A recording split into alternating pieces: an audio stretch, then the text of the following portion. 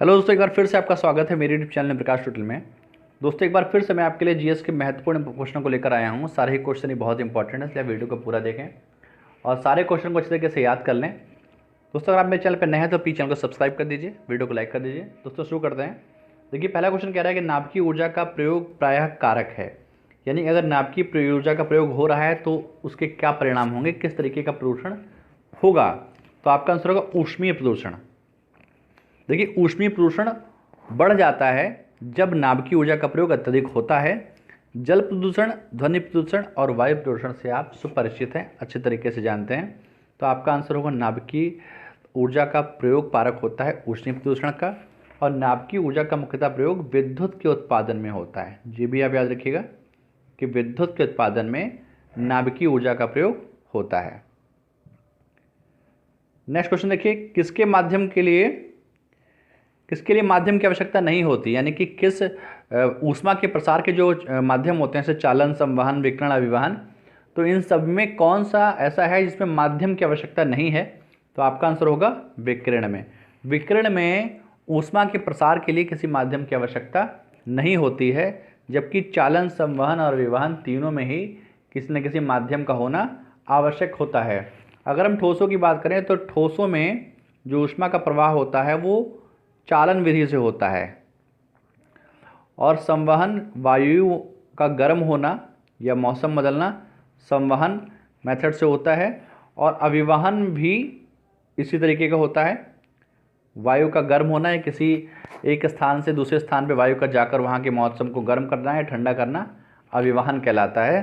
तो इसके लिए भी माध्यम की आवश्यकता होती है, पर विकिरण में माध्यम की आवश्यकता नहीं होती है। और सूर्य द्वारा पृथ्वी को गर्म किया जाना, या सूर्य की किरणें जो पृथ्वी पर पड़ती हैं तो इस माध्यम से जो पृथ्वी गर्म होती है उसको हम विकिरण कहते हैं।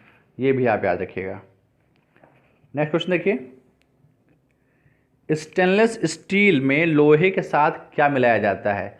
देखिए, स्टेनलेस स्टील में लोहे के साथ आप मिलाते हैं क्रोमियम को मिलाते हैं, और क्रोमियम मिलाने से ही उसमें कठोरता आती है, और 15 से 20% स्टेनलेस स्टील में क्रोमियम की मात्रा होती है। इसको भी आप याद रखिएगा। देखिए, तांबे और जस्ते को मिला दें तो इन दोनों का मिश्रण ही पीतल बनता है। यानी पीतल को अगर पूछा जाए तो पीतल में किन चीज़ों का मिश्रण होता है, तांबे और जस्ते का। तो आप इस चीज़ को भी याद रखें। नेक्स्ट क्वेश्चन देखिए, कांच को गहरा नीला रंग प्रदान करता है cupric oxide, cobalt oxide, ferric oxide या निकल ऑक्साइड। देखिए, रंग से क्वेश्चन पूछा जाता है कि कांच में किस रंग को अगर आप दिखाना चाहते हैं तो आपको उसमें क्या मिलाना चाहिए। तो आपसे पूछा गया है कि गहरा नीला रंग अगर आप लाना चाहते हैं कांच में तो आपको उसमें क्या मिलाना होगा। आंसर होगा कोबाल्ट ऑक्साइड। कोबाल्ट ऑक्साइड से गहरा नीला रंग कांच में प्रदान होता है। क्यूप्रिक ऑक्साइड से चटक लाल रंग जो होता है वो आता है। फेरिक ऑक्साइड की अगर बात की जाए तो इससे भूरा रंग आता है। अदर ऑप्शंस में भी जो चीज़ें हैं आप उसको भी याद रखें। तो फेरिक ऑक्साइड से भूरा रंग होता है, क्यूप्रिक ऑक्साइड से लाल रंग होता है, और कोबाल्ट ऑक्साइड से गहरा नीला रंग आता है। तो इन चीज़ों को भी आप याद रखें। देखिए, अगला क्वेश्चन कह रहा है कि महाकुंभ मेले का आयोजन कितने वर्षों पर होता है। तो महाकुंभ मेले का आयोजन होता है 12 वर्षों पर, जबकि अर्धकुंभ मेले का आयोजन जो होता है वो होता है 6 वर्षों पर। तो कुंभ मेला 12 वर्षों पर होता है और अर्धकुंभ जो होता है वो 6 वर्षों पर होता है।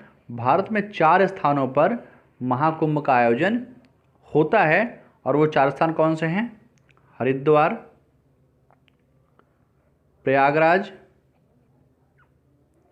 नासिक और उज्जैन। 4 जगह पर कुंभ का आयोजन होता है। अब कुंभ को महाकुंभ कहा जाने लगा है और अर्धकुंभ को कुंभ कहा जाने लगा है। इनके नाम में परिवर्तन कर दिया गया है। तो महाकुंभ जो है वो 12 साल में होता है, और अर्धकुंभ जो होता है वो 6 वर्षों में लगता है। ये आप याद रखिए। नेक्स्ट क्वेश्चन कह रहा है कि राष्ट्रीय राजधानी क्षेत्र में सम्मिलित नहीं है, यानी कि जो एनसीआर है, national capital of region, NCR में कौन सा राज्य सम्मिलित नहीं है। तो दिल्ली तो है ही, क्योंकि एनसीआर में है, वो तो राजधानी क्षेत्र है ही। इससे जुड़ा हुआ यूपी भी है और हरियाणा भी है, तो आपका आंसर होगा मध्य प्रदेश। मध्य प्रदेश आपका राष्ट्रीय राजधानी क्षेत्र में नहीं आता है, तो आप इसको याद रखें। नेक्स्ट क्वेश्चन देखिए, चंपा किस महाजनपद की राजधानी थी? देखिए 16 महाजनपद मुख्यतः हैं और इनको आप याद रखें। अक्सर इनसे क्वेश्चन पूछा जाता है, या तो इनकी राजधानी पूछी जाती है या इनका क्षेत्र पूछा जाता है। यहाँ पर आपसे पूछा गया है कि कौन सी चंपा जो है वो किस महाजनपद की राजधानी है, तो ये है राजधानी अंग की। अंग की चंपा राजधानी थी। मगध की बात करें तो मगध की राजधानी थी राजगृह, इसको याद रखें। श्रावस्ती जो है वो कौशल की राजधानी थी, ठीक है, तो कौशल को राजधानी दे दिया गया है, तो कौशल की राजधानी श्रावस्ती थी, मगध की राजगृह थी और अंग की चंपा थी, तो आपका आंसर होगा अंग। और जो 16 महाजनपद हैं इनका जो विवरण मिलता है वो निकलता है अगंतुर निकाय। यही क्वेश्चन पूछा जा चुका है कि सबसे पहले 16 महाजनपद के साक्ष्य कहाँ पर मिलते हैं, तो अगंतुर निकाय मिलते हैं। इस क्वेश्चन को भी आप याद रखें। अगला क्वेश्चन देखिए, द्वितीय बौद्ध संगीति का आयोजन कहाँ हुआ? देखिए 4 बौद्ध संगीति मेनली हुई हैं, इसमें से आपसे दूसरा पूछा गया है, तो दूसरी जो बौद्ध संगीति हुई थी वो हुई थी वैशाली में। देखिए अगर हम पहली की बात करें तो पहली हुई थी राजगृह में, दूसरी वैशाली में, तीसरी पाटलिपुत्र में और चौथी कुंडलवन में। तो चारों ही क्रम वाइज लिखी हुई हैं। यहाँ पर आपसे दूसरी पूछी गई है, तो दूसरी आपकी वैशाली में हुई थी। 4 बौद्ध संगीतियाँ हुई हैं और चारों यहाँ पे दी हुई हैं, यही स्थान थे, तो आप चारों को ही याद रखें। नेक्स्ट क्वेश्चन देखिए,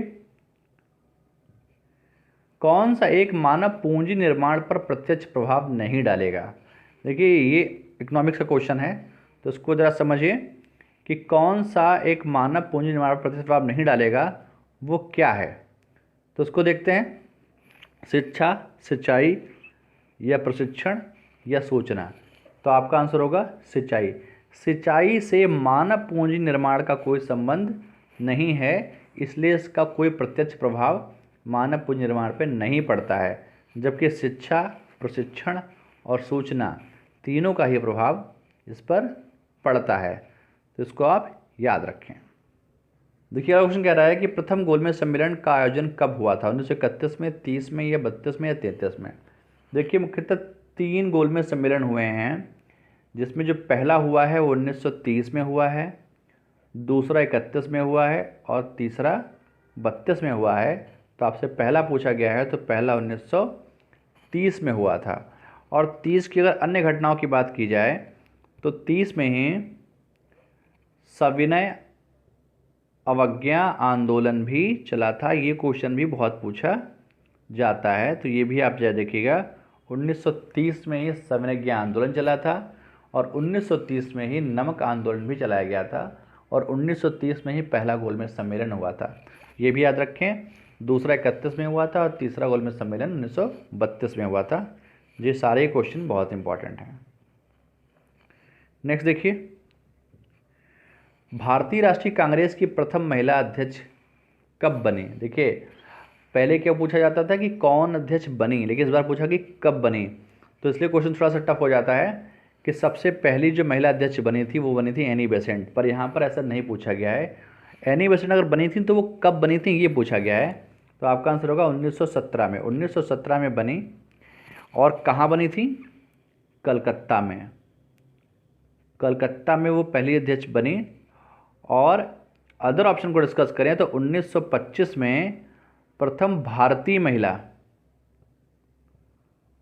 सरोजनी नायडू, जो कि कानपुर में कांग्रेस की अध्यक्षता कर रही थी, वो पहली भारतीय थी।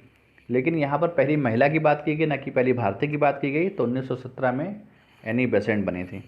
1907 में कांग्रेस में फूट पड़ी थी, यानी कि कांग्रेस का विभाजन हुआ था। और ये कहाँ हुआ था? ये हुआ था सूरत में, ठीक है। और 1919 की अगर बात करें तो 1919 में कई सारे कांड हुए हैं। अगर 1919 की बात की जाए तो यहाँ पर रॉलेट एक्ट भी पारित हुआ था और 1919 में जलियांवाला बाग कांड भी हुआ है, तो इस क्वेश्चन को भी याद रखें। नेक्स्ट क्वेश्चन देखिए, कौन सी भारतीय नदी हिमालय की सभी श्रेणियों को काटती है? देखिए, हिमालय की सभी श्रेणियों को काटने वाली जो नदी है वो आपको बतानी है, और वो है सतलज। सतलज नदी हिमालय की सभी श्रेणियों को काटती है। तो आप ये याद रखिए, भारत की सबसे लंबी प्रायद्वीपीय नदी कौन सी है? तो प्रायद्वीपी मतलब जो भारत का दक्षिण भाग है उसको हम प्रायद्वीपीय भारत कहते हैं। तो प्रायद्वीपीय भारत की सबसे लंबी नदी जो है वो है गोदावरी। तो उसको भी आप याद रखें। लभज की लंबाई 1465 किलोमीटर है। कभी कभार लंबाई भी पूछी जा सकती है, तो उस लिहाज से भी आप याद रखें। नर्मदा नदी एस्चुरी बनाती है और नर्मदा अरब सागर में गिरती है, और जबकि गोदावरी बंगाल की खाड़ी में गिरती है। इस बात को भी याद रखें। कृष्णा नदी पर नागार्जुन सागर बांध है। यहाँ से कई बार क्वेश्चन बना हुआ है, इसलिए आप याद रखें, पूछा जाता है नागार्जुन सागर बांध किस नदी पर बना हुआ है? तो कृष्णा नदी पर बना हुआ है। और नर्मदा नदी की एक बार याद रखिए, खंबात की खाड़ी में गिरने वाली नदी जो है वो भी नर्मदा है। और नर्मदा नदी से आप एक और याद रखिए कि नर्मदा रिफ्ट घाटी में प्रवेश करती है या रिफ्ट घाटी में बहती है, ये भी आप याद रखें। नेक्स्ट क्वेश्चन देखिए, निम्नलिखित में से सुमेलित नहीं है। सीमेंट पोरबंदर, चीनी सिलवासा, पेट्रोसैन नागेन और लोहा में इस्पात राउरकेला। तो आपका आंसर इसमें से कौन सा है जो सुमेलित नहीं है? सीमेंट पोरबंदर में होता है, चीनी सिलवासा में नहीं होती। तो आपका आंसर होगा चीनी सिलवासा। पेट्रोसैन नागेन में है और लोहा एवं इस्पात भी राउरकेला में होता है। ये आपका उड़ीसा पड़ता है इलाका, पोरबंदर आपका गुजरात में है। और चीनी सिलवासा की बात करें तो जो सिलवासा है वो प्लास्टिक उद्योग के लिए फेमस है। और सिलवासा आपको पता है कहाँ है? सिलवासा आपका दादरा नगर हवेली की राजधानी है, वहाँ पर ये पड़ता है। और ये प्लास्टिक की जो थैलियाँ बनती हैं उनके लिए फेमस है, ना कि चीनी के लिए फेमस है। इसलिए इसमें सुमेलित नहीं होगा। ऑप्शन नंबर बी यही आपका आंसर है। दोस्तों, सारे क्वेश्चन बहुत इंपॉर्टेंट है। सारे क्वेश्चन को आप इसे याद कर लें, नोट्स बना लें। और दोस्तों, अगर आप मेरे चैनल पर नए हैं तो प्लीज़ चैनल को सब्सक्राइब जरूर कर दीजिएगा, वीडियो को लाइक कर दीजिएगा और वीडियो को दोस्तों में शेयर कर दीजिएगा। वीडियो देखने के लिए धन्यवाद।